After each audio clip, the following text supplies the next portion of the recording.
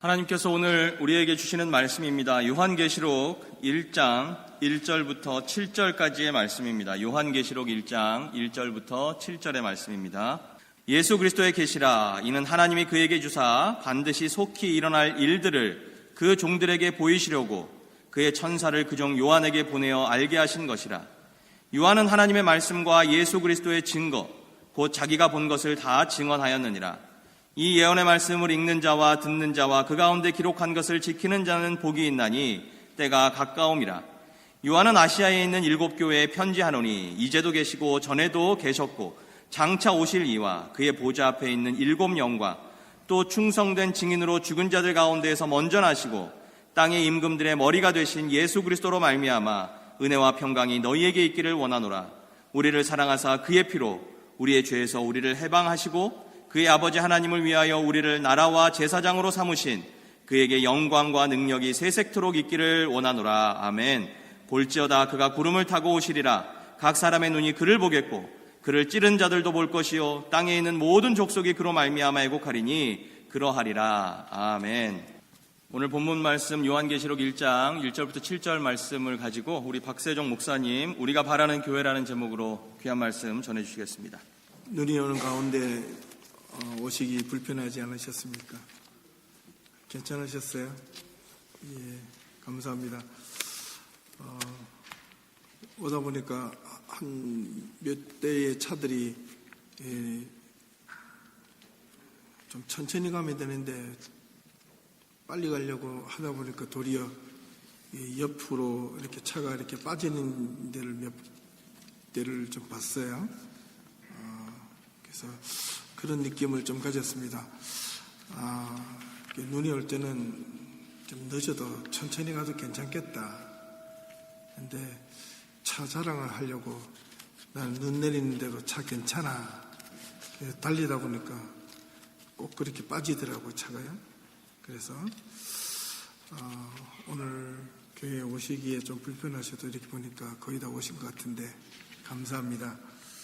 오늘 우리에게 주시는 이 본문의 말씀 요한계시록 1장, 특별히 요한계시록의 내용은 누구나 한 번쯤 다 들어보고 싶고 또 알고 싶은 말씀입니다.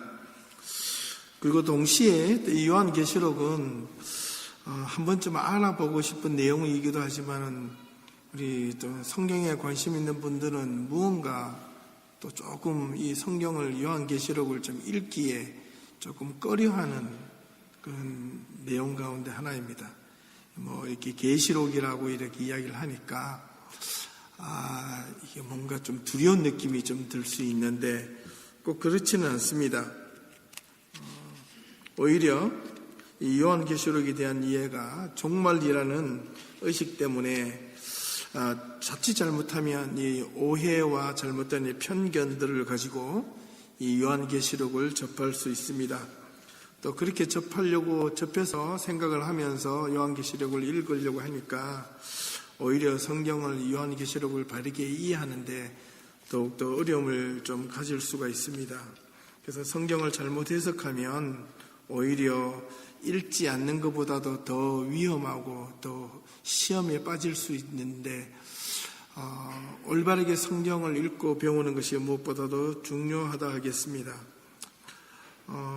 요즘 같은 이 과학이 발달된 이 세상에서 약간 어떤 인간의 어떤 지적인 능력을 좀 동원해 본다면 이 오늘날 같이 과학이 만연한 이 세상에서 이 요한계시록 같은 이 말씀을 좀 읽어볼 때 아이고 이런 일들이 과연 일어날까? 이거 2000년 전에 누군가가 기록했겠지. 이렇게 생각을 하실 수도 있을지도 모릅니다. 우리가 읽었던 성경 본문 1장 7절에 보면 볼지어다 구름을 타고 오시리라. 각인이 그 눈이 그를 보겠고 그를 찌른 자들도 볼 것이요 땅에 있는 모든 족속이 그를 인하여 애곡하리라. 요즘 같은 세상에 누가 구름을 타고 온답니까? 그죠? 만화에서나만 나올 법한 이야기인데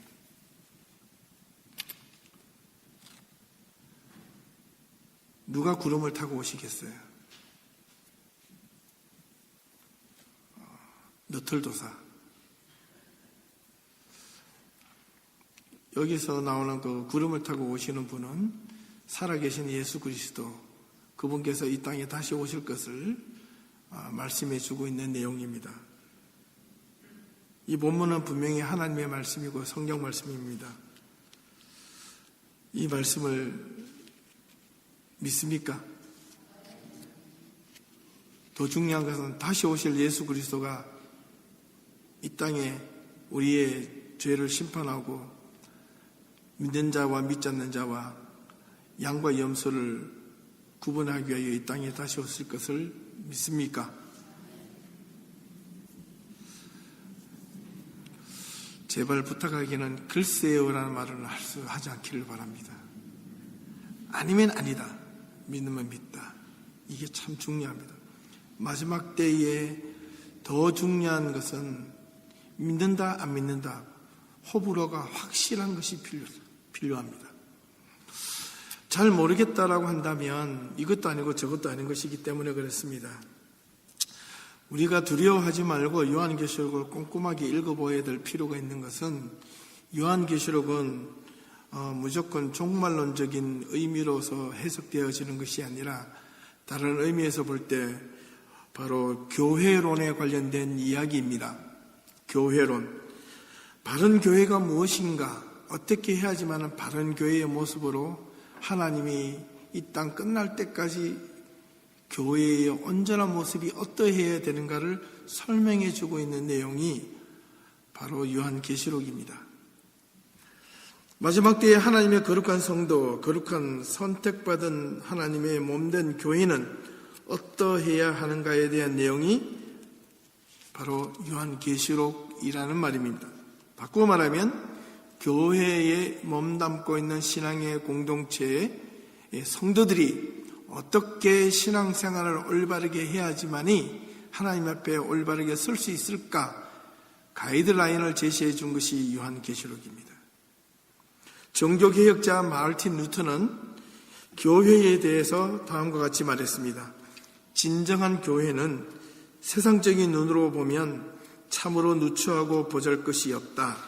하지만 하나님 앞에서는 귀중하고 사랑스러우며 높은 평가를 받는다.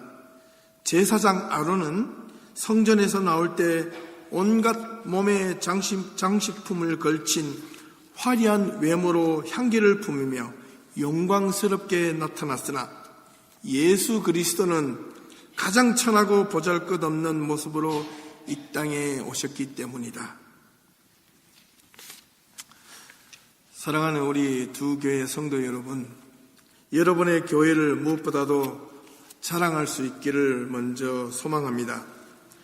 교회의 자랑은 내 믿음의 자랑이요, 내 신앙의 자랑이어야 합니다. 내가 속한 믿음의 공동체의 자랑이 되지 않고서는 여러분의 신앙이 결코 올바르게 자랄 수가 없기 때문입니다. 여러분의 속한 이 교회를 누구보다도 자랑할 수 있어야 합니다. 그 자랑은 뽐냄이나 교만이 아니라 거룩한 자존심이어야 합니다. 하나님 앞에 거룩한 자존심이, 거룩한 자존감이 없는 성도는 신앙에 대한 확신이 없는 것과 동일합니다. 내가 이곳에서 수많은 교회들이 있지만 내가 왜 꼭 이 교회를 다녀야만 하는가에 대한 분명한 정체성이 없으면, 그 분명한 정체성을 갖는 것은 곧 여러분의 믿음의 본질과 믿음의 정체성과 믿음의 방향과 믿음의 결정이 되는 가장 중요한 이유입니다. 여러분의 믿음은 신앙에 대하여 무엇을 보고 듣고 배우느냐에 따라서 결정될 것입니다. 믿음은 결코 혼자 커지는 것이 아니라 하나님의 말씀을 듣고 배우고 읽고 양육을 받아서 자라는 것이기 때문에 그렇습니다.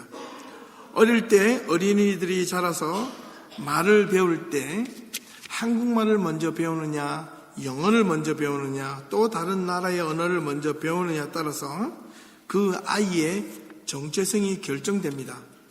언어는 한 사람의 민족과 의식과 사상을 지배합니다.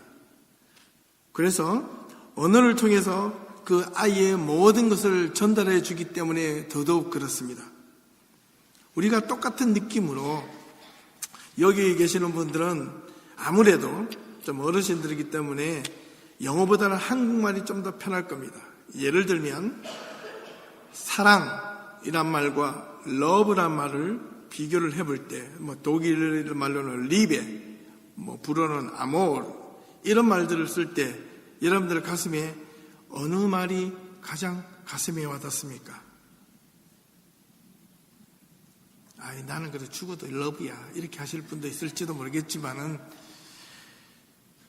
사랑해 라는 그 말이 참 훨씬 러브와 리베나 아모르라는 말보다 훨씬 정답게 느껴지고 그게 가슴에 와닿을 겁니다. 왜냐하면 그 말 속에서는 무언가 모르는 어떤 정체성이 들어있기 때문에 그렇습니다. 말을 통해서 그 아이의 정체성을 주기 때문에 그 아이의 인격과 그 아이의 행동과 삶을 결정짓습니다. 그래서 유아교육학적으로 보면 아이들이 2살 때에 그 아이의 전체 인격의 70-80%를 결정한다고 합니다. 그때 어떤 말을 먼저 주입시키느냐에 따라서 그 아이의 정체성이 향방이 결정된다는 겁니다.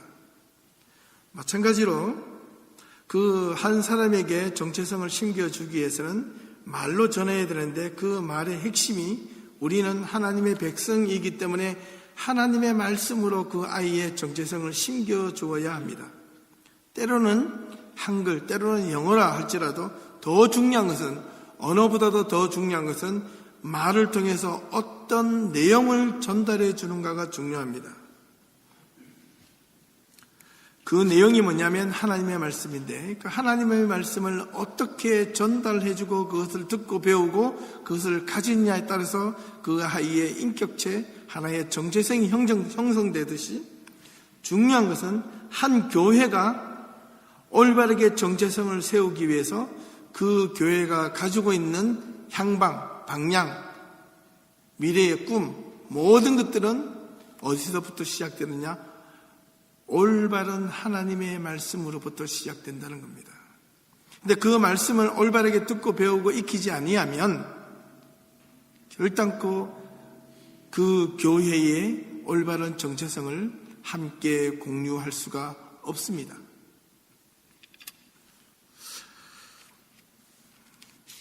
우리가 이 두 교회 성도들이 이 교회를 다녀야 하는 이유를 분명하게 세우지 않으면 다른 교회와 다른 차별성을 느끼지 않으면 저와 여러분들은 이 교회를 다니는 의미가 불분명해지고 그 의미가 불분명해질 때마다 확실한 것은 저와 여러분들의 믿음이 종국에는 세상에서 어떤 문제가 생길 때 흔들릴 것이라는 겁니다.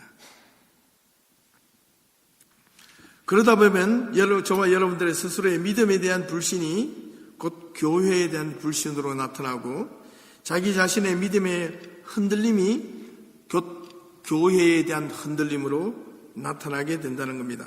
하지만 그 어떤 풍파와 고난에도 분명한 자기의 정체성, 자기 믿음이 올바르게 세워지고 배워진 하나님의 몸된 교회의 성도들은 끝까지 교회를 지킬 뿐만 아니라 이 교회에 속한 성도로서 믿음의 자부심을 그 어떤 교회보다도 강하게 가지고 있을 때 그때 능력이 나타나고 다른 사람들이 그것을 보고 정말 저렇게 힘든데도 저런 모습이 있을 수가 있는가 할 정도로 그 믿음이 나타날 때 그때야 제대로 된 성도일 수 있다는 겁니다.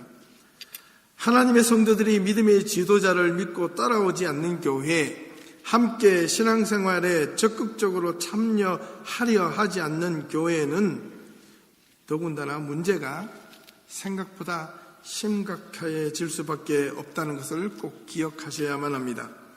점차 교회가 이분화로 나뉘어지고 있습니다. 작아지는 교회는 점점 작아지고 커져가는 교회는 점점 커져만 갑니다. 그래서 성도들은 두 교회를 바라보고 결정을 내가 하나님 앞에 어떻게 신앙생활을 하면 올바른 신앙생활을 하고 올바른 가치관과 한 번밖에 없는 내 인생을 하나님의 말씀으로 어떻게 의미 있게 내가 배우고 그것을 실천하며 살아갈 것인가 이에 대한 교회의 결정이 아니라 내가 신앙생활은 하고 싶은데 조금 편안한 교회, 조금 재미있는 교회, 조금 내 인생에 도움이 되는 교회, 그런 교회를 결정하려고 한다는 것이 오늘 현대교회의 성도들이 가지고 있는 큰 문제 중에 하나입니다.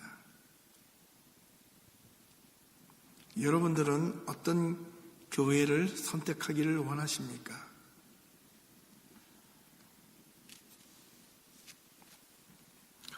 일부 다는 아니지만은 점점 커져가는 교회들은 자기들 위주의 공동체 모임으로 변해가고 있습니다. 어제 한국의 기독교 철학의 원로이신 김형석 교수님이라는 분이 계시는데 그분이 예수라는 책을 아주 고령의 나이로 역작을 펴내셨습니다. 그분께서 하신 말씀이 오늘 한국교회의 부패의 원상지는 대형교회에서 시작되었다. 이렇게 비판을 하고 있습니다.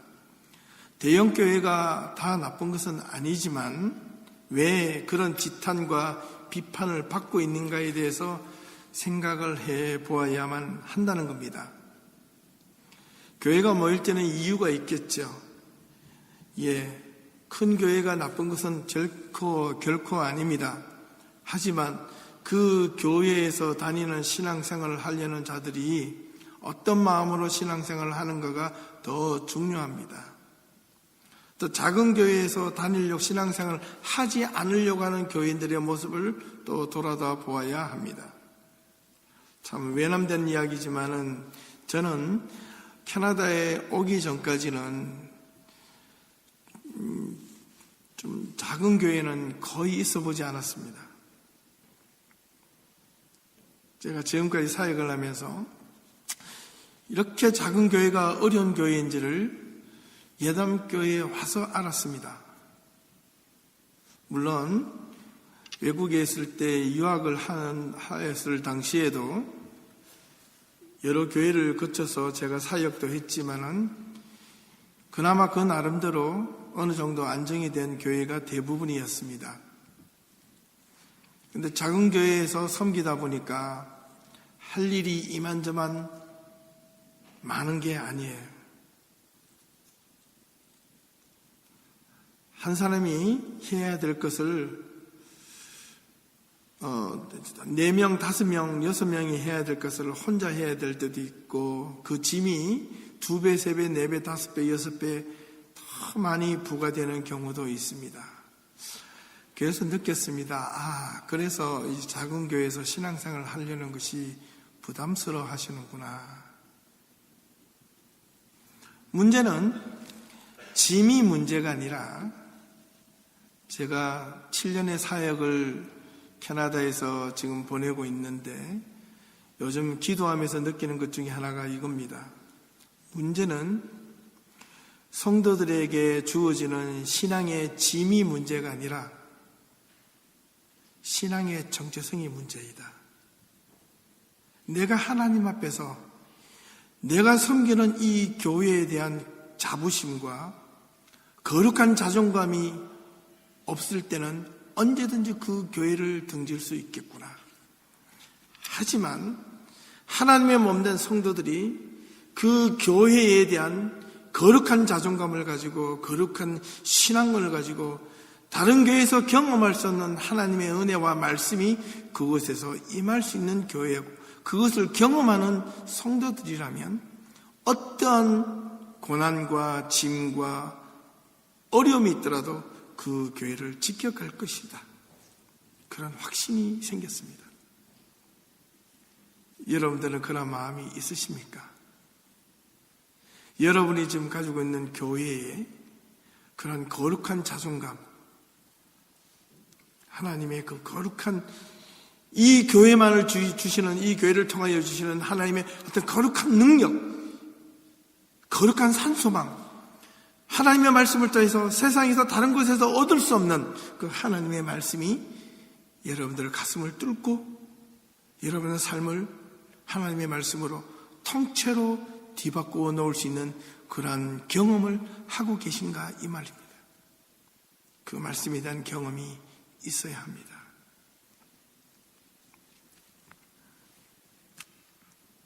요즘 교회는 제가 보기에 너무 깨끗하고 화려하고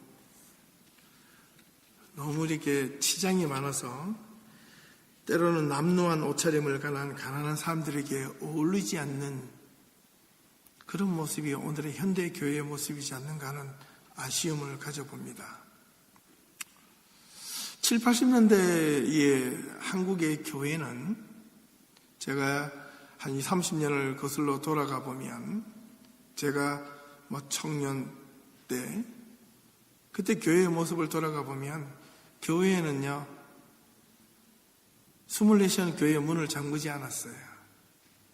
어떤 사람들이 들어와서 기도해도 괜찮았어요. 제가 다니던 모교회에서는 어떤 날 기도하러 본당에 들어가면 거지가 한 4-5명 와가지고 이게 교회 여러분들 앉아 계시는 이런 예배 의자에 앉아가지고 잠을 자고 있을 때도 있었습니다. 그러면 사찰 집사님이 오셔가지고 막 깨워서 내다보내요. 나가라고 막 그래요. 그러면 저희 청년들이 몇 명이 모여서 한겨울에 추운데 이 사람이 나가면 어떡합니까? 라고 이 밤만 좀 지나다가 해주세요. 이렇게 말한 적도 있습니다. 이제 오늘날 한국의 여기나 대부분 교회 보면 예배가 마치고 나가는 곳에는 다 문을 잠그잖아요. 왜 그럴까요? 교회 안에 비싼 물건이 너무 많아서 그런 것 같아요. 분명한 것은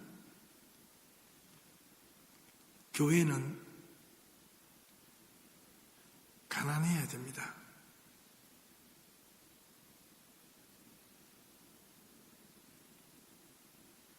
교회가 가난해야 하나님의 긍휼하심을 입을 수가 있습니다. 물질적으로만 가난하다는 의미가 아니라 먼저 마음이 가난하고 내가 하나님을 찾을 만한 공허함이 있는 그 자리가 되어야 된다는 거예요. 내가 하나님을 소망하는 그런 갈망, 내가 하나님을 찾고 싶어하는 그 열망이 있는 자리가 가난한 자리입니다. 세상의 물질이 여유가 있으면 결코 가난하지 않아요. 보니까. 세상적인 말로 등 따시고 배부르면 어떻게 되죠? 등 따시고 배부르면 어떡합니까? 몰라요. 예? 예? 예, 맞습니다. 교만되지만 등 따시고 배부르면 잠이 오잖아요. 맞죠? 학생들 공부할 때도 배부르게 먹고 나서 책상 앞에 앉으면 바로 좁니다.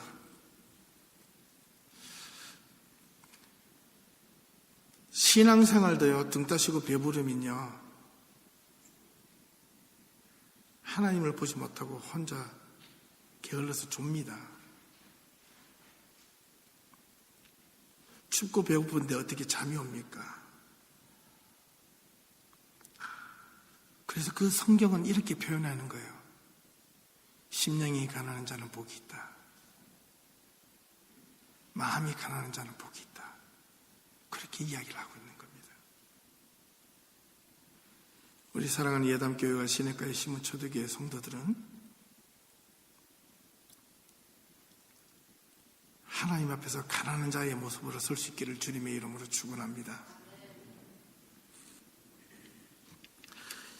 인간의 모범을 입으시면서까지 낮아지셨던 주님의 사랑을 돌이켜보면서 우리가 반드시 지켜가야 할 우리가 바라는 교회의 모습은 화려한 교회의 건물에 우리의 화려한 외모의 치장 때문에 예수님의 십자가의 모습이 가려워지지 않기를 소망합니다. 오늘 본문 요한계시록 1장에는 소아시아 7교회를 향한 하나님의 메시지가 들어있는데 이 메시지는 7교회의 유형이 오늘날 현존하는 우리들의 교회의 모습과도 유사하다 할 수 있습니다. 이 7교회의 유형에 따라 오늘날 우리 교회들이 어떻게 신앙생활을 해야 하는지도 보여주고 있는 내용입니다. 그 내용의 서론 부분이 바로 요한계시록 1장에 나오는 내용인데 이 7교회의 유형은 요한계시록 2장과 3장에 나타나 있습니다. 우리가 잘 아는 대로 에베소 교회, 서머나 교회, 버가모 교회, 두아디라 교회, 사대 교회, 빌라델비아 교회, 라오디게아 교회가 있는데 이 교회의 이름들은 지역 이름들이나 도시 이름들이었습니다. 중요한 것은 이름입니다. 사람에게 이름을 지을 때 아무렇게나 짓지 않듯이 교회 이름도 함부로 지어서는 안 됩니다. 이 에베소라는 말은 인내라는 말이 들어있고 여기에 보시면 아마 나타나 있을 겁니다. 서머나라는 말은 몰약과 향유라는 뜻을 가지고 있고 버가모는 높임을 받고자 한다는 뜻이고 두아디라 교회는 회생, 타협이라는 뜻을 갖고 있고 사대는 남은 물건이란 말이고 빌라델비아는 형제우애라는 뜻이고 라오디게아는 정의라는 뜻을 가지고 있습니다. 가만히 보면 이 소아시아 7교회의 모습이 이 교회의 이름대로 교회가 살았던 것 같습니다. 그러므로 이름이 중요합니다. 예담교회라는 말은 누가 들어도 사람을 닮은 교회가 아니라 어떤 인간의 출세 지향적이고 어떤 명예나 부와 권력을 지향하는 그런 것을 닮아가는 그런 교회가 아니라 예담, 예수님을 닮아가는 교회가 예담교회입니다. 시냇가에 심은 초대 교회는 제 생각에는 아마 목사님께서 이 교회 이름을 어떻게 기도하면서 지으셨는지는 제가 물어보진 않았지만 제 생각에는 그렇습니다.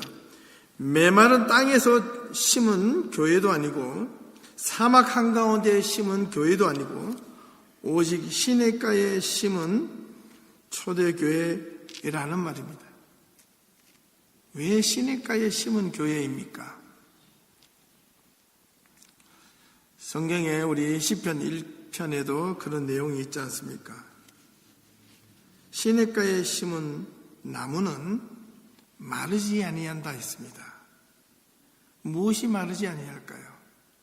물이 마르지 않는 게 아니라 하나님의 말씀, 하나님의 영, 하나님의 은혜가 마르지 않는 교회가 시냇가에 심은 교회입니다. 초대교회가 무엇입니까? 사도행전에 나오는 초대교회의 모습이 어떠했습니까? 서로 나누어주고 서로 베풀고 성령을 매일같이 그들을 경험하는 교회가 초대교회의 모습이었습니다. 우리가 속해 있는 교회의 이름대로 성도들이 신앙생활을 해야만 합니다. 이름처럼만 자부심을 가지고 믿음 생활을 가지고 살아갈 수만 있다면 우리가 소속해 있는 교회는 믿음의 자부심을 강하게 가질 수 있을 것입니다. 어느 날 어떤 분이 교회를 가고 싶은데 또 성경책을 들고 다니려니까 옛날에 컸어요. 그래가지고 성경책을 보통 요즘에는 남자든지 여자든지 성경책을 들고 다니는 분이 별로 없습니다. 어떻게 합니까? 다 가방에다 넣어가지고 다니잖아요. 옛날 어르신들은 저 교회를 좀 다니신 분들은 성경책을 갖고 가야 되는데 가방도 없고 해서 이렇게 끼고 다녀요. 이렇게 끼고 가는데 교회 가다가 술 친구를 만난 거예요. 술 친구를 만났는데 야, 너 어디 가니? 이러니까 저기. 야, 팔에 끼고 있는 거 뭐야? 내가 화장실 가서 볼 책.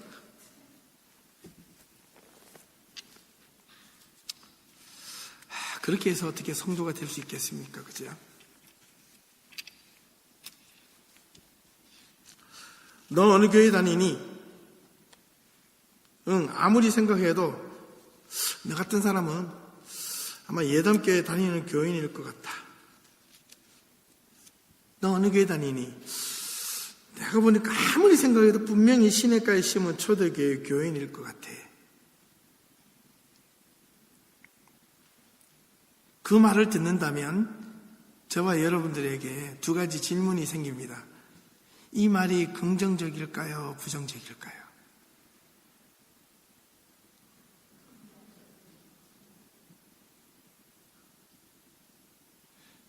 그러니까 그 말이 긍정적일까요? 부정적일까요? 그러면 신앙생활 잘하시는 겁니다. 만약에 그런 이야기를 딱 들었을 때 너 어느 교회 다니니? 너 교회 다니는 것 같은데 내가 아무리 봐도 이 예담교회 다니는 것 같고 시냇가에 심은 초대교회 성도인 것 같은데 맞냐? 그게 만약에 응! 라고 해서 자부심을 가진다면 그 질문하는 사람이 그래 내가 봐도 그런 것 같아. 그 말에는 긍정적인 사인이 들어있고 너 예담교회 다니고 시냇가에 심은 초대교회 다니니? 응! 했을 때 그래? 이렇게 했다면 한번 심각하게 생각을 해보셔야 됩니다.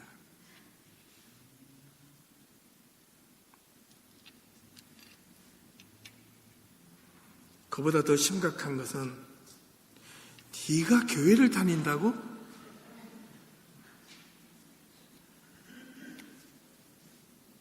진짜로? 너 교회에서 그동안 뭘 배웠냐? 나 같으면 네가 가던 교회는 나 같으면 교회 가고 싶다가도 안 나가겠다. 네가 교회를 다닌다고 그런 교회 나는 절대로 나가지 않을 거야 라고 속으로 생각하게 만든다면 그 교회는 성도가 아무리 많아도 분명히 실패한 교회가 될 겁니다. 교회가 작고 성도가 작더라도 그 성도의 100%의 성도들이 누가 보아도 예담교회, 시냇가에 심은 교회인 것 같다라고 인정해 줄 수만 있다면 그 교회는 분명히 하나님께서 선택하신 교회일 겁니다. 교회는 헬라어로 에클리에시아라는 말인데 믿음의 교회로 성장하기 위해서 하나님의 몸된 공동체가 세상과 다르게 살아가기로 결단하는 성도들입니다. 하나님의 말씀이 중심이 되어야 하고 그 하나님의 말씀에 따라서 살다가 고난을 받고 어려움을 경험해도 내 삶을 포기할지언정 하나님을 포기하지 않겠다는 결연한 결단과 의지가 있는 공동체가 에클레시아였습니다. 오늘 본문 핵심 구절 요한계시록 1장 3절을 보니까 이 예언의 말씀을 읽는 자와 듣는 자들과 그 가운데 기록한 것을 지키는 자들이 복이 있나니 때가 가까움이니라. 영어 성경에 보니까 time is near. 예수님께서 세례 요한으로부터 세례를 받고 물 위로 올라오셔서 예수님께서 첫 번째 공생의 사역에서 말씀을 선포하셨던 그 메시지가 회개하라 천국이 가까이 왔다. Repent you. Repent. The kingdom of God is at hand. near라는 단어와 at hand라는 단어가 똑같은 단어이죠. 바로 손앞에 놓여져 있다는 겁니다. 2000년 전에 예수님께서 그분의 사역을 시작하실 때 첫 말씀이 천국이 가까이 왔다는 그 말씀이 오늘 요한계시록에 있던 이 말씀과 동일합니다. 때가 가까이 왔다. 저는 이 세대를 통해서 볼 때 점점 신앙생활 하기가 어려운 시기에 빠져들고 있는 것은 자명하다고 느껴지고 있습니다. 우리가 신앙생활을 하기 힘들수록 하나님의 때가, 카이로스의 때가 가까이 오고 있음을 느낍니다. 그럴수록 믿음의 성도들은 자기의 몸된 교회, 자기 신앙을 올바르게 지켜갈 수 있어야 하겠습니다. 이 예언의 말씀을 읽는 자와, 이 읽는 자라는 것은 하나님의 말씀을 읽는 자라는 뜻인데, 이 읽는 자라는 그 뜻은 바꾸어 말하면 하나님의 말씀을 선포하는 자라고 해석할 수도 있고, 그 말씀을 듣는 자들은 성도들이라 말할 수 있고, 그 가운데 기록한 것을 지키는 자는 말씀을 듣는 성도들만 의미하는 것이 아니라 말씀을 선포하는 이 목회자와 성도들, 교회 전체가 하나님의 말씀을 지키는 자라 했습니다.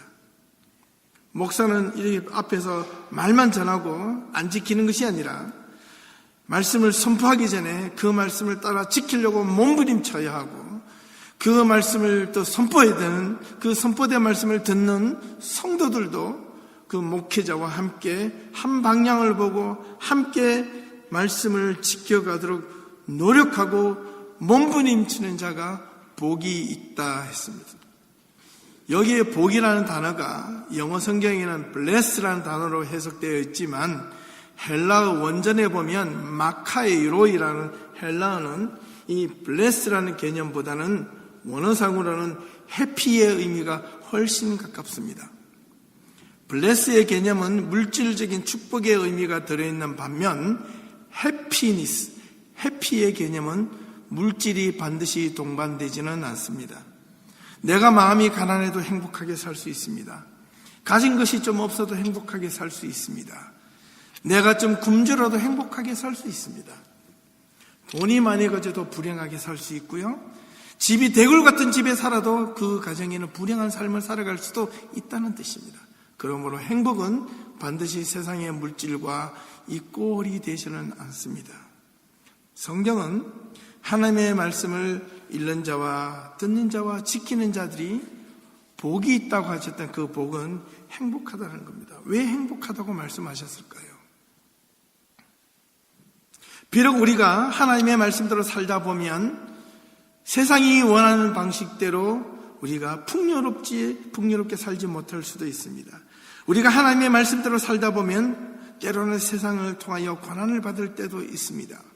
우리가 하나님의 말씀을 지키며 살다 보면 때로는 내 삶이 손해볼 때도 있고 내가 뜻하지 않는 고난으로 들어갈 수도 있습니다. 그럴 때마다 우리는 오히려 기도합니다. 하나님, 왜 나에게 이런 고난이 옵니까? 왜 나에게 이런 어려움이 찾아옵니까? 나는 하나님의 말씀대로 열심히 살고 믿으려고 노력하고 헌신했는데 왜 나에게는 덧없는 이런 슬픔과 고난이 더 많이 불어닥칩니까? 라고 질문을 하실 수도 있습니다. 그런데 그 의미 속에는 자칫 잘못하면 세상이 추구하는 물질 중심적 사고가 들어있을 때 그런 기도가 종종 나온다는 사실입니다. 하지만 하나님의 말씀을 깊이 들어가 보면 내가 세상생활, 신앙생활을 올바르게 하다가 고난이 오고 괴로움이 오고 역경이 오고 뜻하지 않는 불행이 찾아온다 할지라도 그 불행과 고난은 내가 무엇을 잘못했어도 아니요, 내가 하나님의 말씀을 잘못 섬겼어도 아니요, 내가 잘못 걸어갔기 때문에 그러한 불행이 찾아오는 것이 아니라 그러한 고난과 불행과 역경을 견디고 극복하고 이겨냄으로써 얻어지는 하나님의 은혜가 너무 크다는 것을 경험하게 될 때 이것이 행복이로구나, 이것이 진짜 하나님의 은혜로구나 라고 그것을 경험할 때 그 자체가 행복이라는 겁니다. 하나님의 백성들은 거기에서 신앙하는 맛을 느껴야 됩니다. 내가 고난 속에서 고난을 극복하며 하나님 앞에 영광을 돌려지는 그 맛을 느껴야 됩니다. 내가 신앙생활을 하다가 넘어지는 맛을 느끼는 것이 아니라 신앙생활을 하면서 내 삶이 무너질 때 딛고 일어서는 그 힘을 하나님의 말씀으로 경험해야 된다는 겁니다. 그때 그 교회가, 그 공동체가 살아있는 하나님의 공동체가 되는 겁니다. 세상 사람들이 보기에도 야, 너 조금만 바람 부니까 야, 나도 견디는데 너는 교회 다닌다면서도 왜 그것도 하나 못 견디냐, 그것도 못 참냐, 그것도 못하냐라고 만약에 손가락질을 받는다면 우리가 어찌 세상 사람들로부터 믿음의 본을 보일 수가 있겠고 신앙의 본을 보일 수가 있겠습니까? 하나님의 백성들은, 하나님의 거룩한 자존감을 가지고 있는 하나님의 백성들은 그 어떤 고난에도 불구하고 자신 앞에 놓여지는 역경을 회피하거나 원망하지 않습니다. 정면으로 뚫고 지나갑니다. 그러면서 우리는 그렇게 기도해야 합니다. 하나님, 내 앞에 주어진 어떠한 고난과 역경이 있을지라도 이것 때문에 내 믿음, 내 삶이 무너지지 않게 하나님 힘 주시옵소서. 때로는 너무 삶이 힘들고 너무 고통스럽고 힘들어서 하나님께 부르짖습니다. 하나님, 저 너무 힘들어서 이제 그만할래요. 그만 내 삶을 놓고 싶어요. 그렇게 부르짖을 때 그 순간 하나님의 음성을 이렇게 들을 수 있기를 바랍니다. 아무개야, 아무개야, 힘들지, 힘들지. 너는 나를 보지 못했지만 나는 너를 보고 있었단다. 너는 나를 손을 놓으려고 했지만 나는 단 한 번도 너의 손을 놓은 적이 없단다. 아무개야, 다시 한 번 더 일어서 보지 않으렴.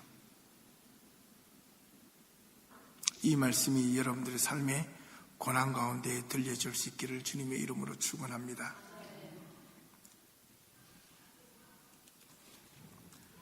저와 여러분들이 교회에 다니는 것, 신앙생활을 하는 것 좀 행복해야 하지 않겠습니까? 행복은 반드시 부로 평가되지 않는다 했습니다. 행복한 교회가 되기 위해서 우리가 무엇을 해야 하겠습니까? 그 어떤 이유보다도 첫 번째는 하나님의 말씀이 바르게 선포되는 자리, 하나님의 말씀을 올바르게 들으려고 몸부림치는 교회, 그리고 그 말씀을 지키려고 노력하는 교회가 행복한 교회라고 오늘 사도 요한은 선포하고 있는 겁니다. 우리가 바라는 교회는 이런 교회가 될 수 있으면 좋겠습니다. 행복한 교회가 되기 위해서 무엇보다도 이 두 개의 예담교회와 시냇가에 심은 초대교회 성도들은 자기가 속해 있는 교회를 자부심을 가지고 자랑스러워할 수 있어야 하겠습니다. 초대교회 당시 요한계시록에 나오는 이 소아시아 7교회가 나오는데 초대교회 당시에서는 이 7교회밖에 없었을까요? 아니죠. 초대교회도 이게 수십 개, 수백 개, 어쩌면 수천 개의 교회가 있었을 것입니다. 당시에도 수많은 교회들이 있었지만 그 모든 교회들을 대표할 수 있고 분류할 수 있는 내용이 이 7개의 교회만으로도 충분하기에 이 7교회를 선정해서 오늘 요한계시록을 통해서 우리들에게 전해져 내려오는데, 지금 우리 주변에 수많은 교회들이 있는데 바라기는 우리의 자녀, 우리의 후손들이 미래에도 신앙생활을 함께 지켜가야 할 이 예담교회와 시냇가에 심은 초대교회, 이 두 교회가 소아시아의 7교회의 이름처럼 미래에도 끝까지 남아있을 수 있기를 주님의 이름으로 축원합니다. 끝까지 앞으로 1000년, 2000년이 지나도 이 교회의 이름이 남아있기를 소망합니다. 그러기 위해서는 지금 여기 앉아있는 저와 여러분들의 책임이 막중합니다. 아시겠어요?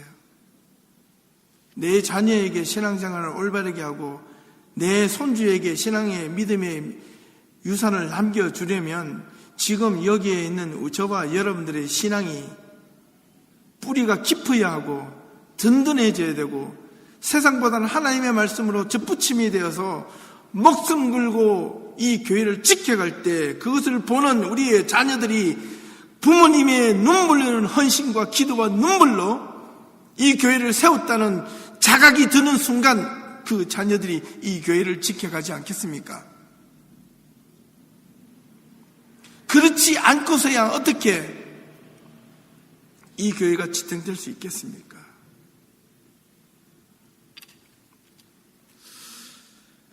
우리가 바라는 미래의 교회는 어떻게 해야 하는지 저와 여러분들은 우리의 남은 삶을 송두리째 바쳐서 함께 고민하고 함께 기도하고 함께 이 교회를 세울 수 있는데 전력을 다할 수 있기를 바랍니다. 이 두 교회가 어떤 교회이기를 바라고 있는지 그 바라고 싶은지 꿈을 함께 만들어갈 수 있어야 하겠습니다. 이 소아시아 7교회를 성경에는 있는데 가만히 보면 지금은 어떠합니까?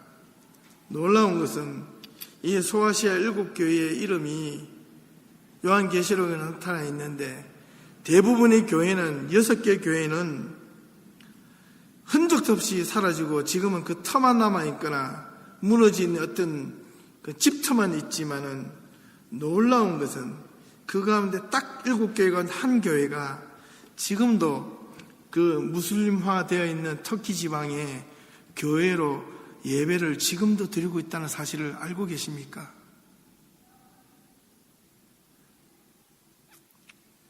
그 교회가 바로 어떤 교회냐면 서머나 교회입니다.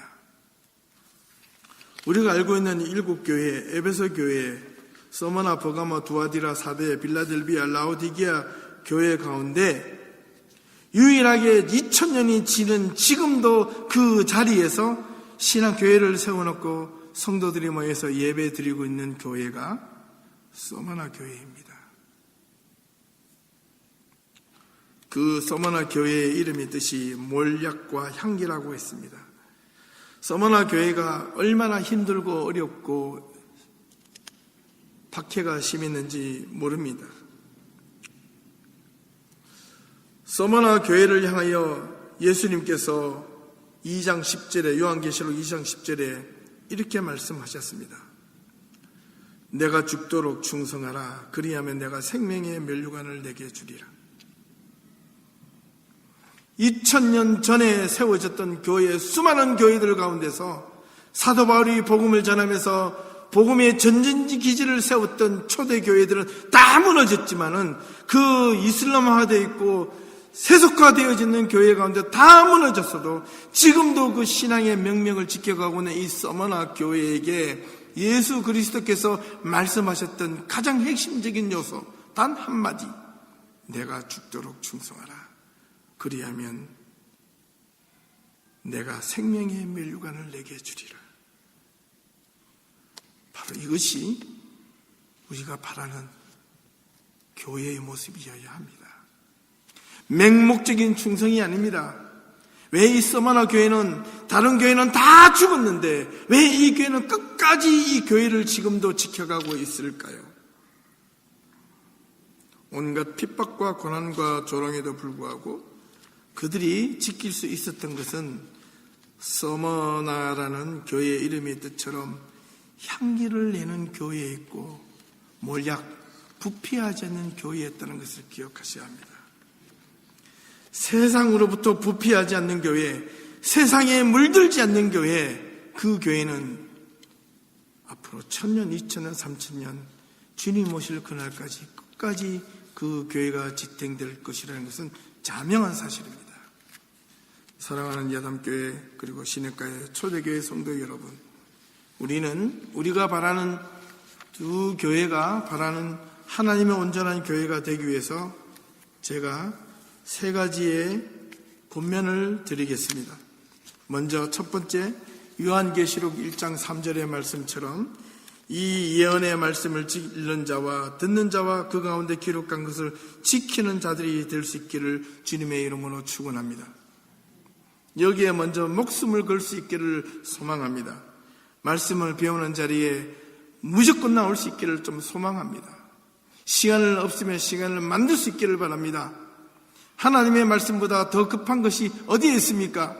내 자녀를 하나님의 말씀으로 키워야 하는데 자녀를 교회에만 데려다 놓지 마시고 부모님들이 먼저 말씀 앞에 복종하고 순종하고 배우는 자리에 나올 때 자녀들이 보고 배우지 않겠습니까? 하나님의 말씀으로 주중에 집에서 성경을 읽는 모습이 자녀들에게 보여주어야 자녀들이 우리 부모님이 엄마 아빠가 안 한 짓을 하네? 하루 학교 갔다 오는데 엄마 왜 그래? 아이 이상하기로 그렇게 들려진다 해도 내가 하나님의 말씀을 붙잡고 기도하는 모습이 자녀들에게 보여주어야 합니다. 이제는 말로 되는 세대가 끝났어요. 삶으로 보여줘요.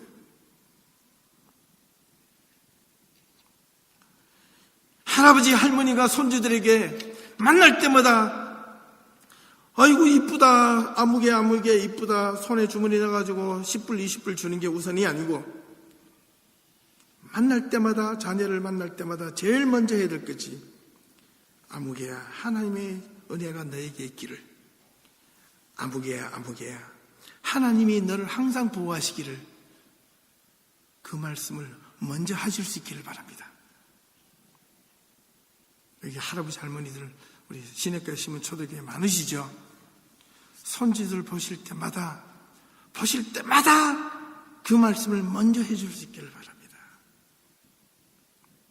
아이고 이쁜 내 새끼 고슴도치도 자기 새끼는 다 이뻐요. 하나님의 사람들은 말도 구별해서 하실 수 있어요. 여러분 부모님들 자녀를 향해서 볼 때마다 하나님의 은혜가 너에게 임하기를